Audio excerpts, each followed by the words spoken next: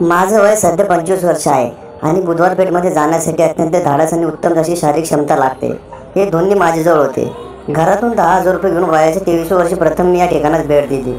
शिवाजीनगरला उतरलो। तिथून सिटी बसमध्ये बसून शनिवारवाडापर्यंत आलो। तिथून समोर 2 मिनिट चालता चालता श्रीमंत दगडूशेठ हलवाई गणपतीपर्यंत आलो।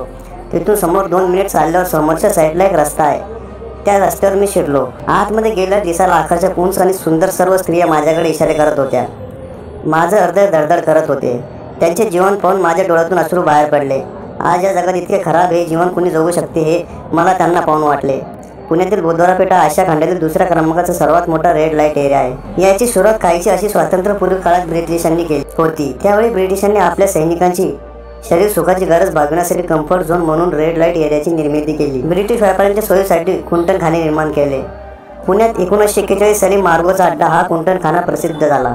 पुण्यातील बुधवार पेठ हा देशातील प्रसिद्ध रेड लाईट एरिया असून नेपाळी मुळे मोठ्या संख्येने या व्यवसायात दिसून येतात। या भागाचे विशेष हे आहे की बुधवार पेठमध्ये दिवसभर पुस्तके खरेदी करणाऱ्यांची प्रचंड गर्दी असते। दगडूशेठ हलवाई गणपतीच्या दर्शनासाठी रांगा लागतात, तर कोणी इलेक्ट्रॉनिक शॉपिंगसाठी गर्दी करतात।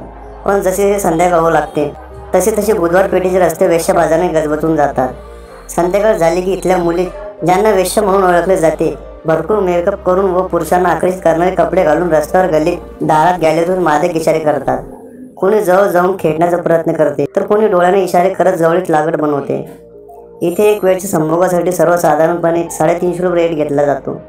मुली गोरी व सुंदर असेल तर रेट 1000 पासून आहेत। इथला रस्ता केवळ 5 फूट अंतराचा असून तो गजबजून जातो, तर वेश्या घरात रोषणाई करतात।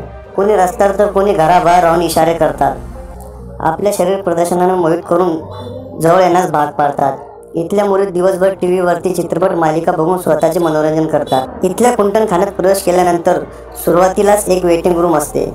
त्यांच्या आतमध्ये संभोगासाठी एक पलंग बसले, कस्टमरला उभे राहता येईल असे अनेक कंपार्टमेंट आहे। कस्टमरला त्यांचा मोबाईल रूममध्ये नेण्यास परवानगी नसते।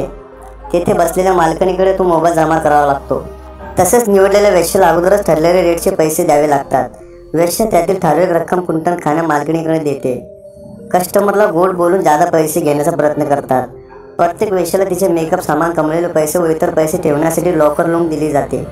बुधवार पेठेत 440 कुंटणखाने असून त्यामध्ये 7000हून अधिक वेश्या आहेत। मी नेहमी बुधवार पेठ आणि मुंबईतील रेड लाईट एरिया मधील महिलांना आर्थिक मदत करतो।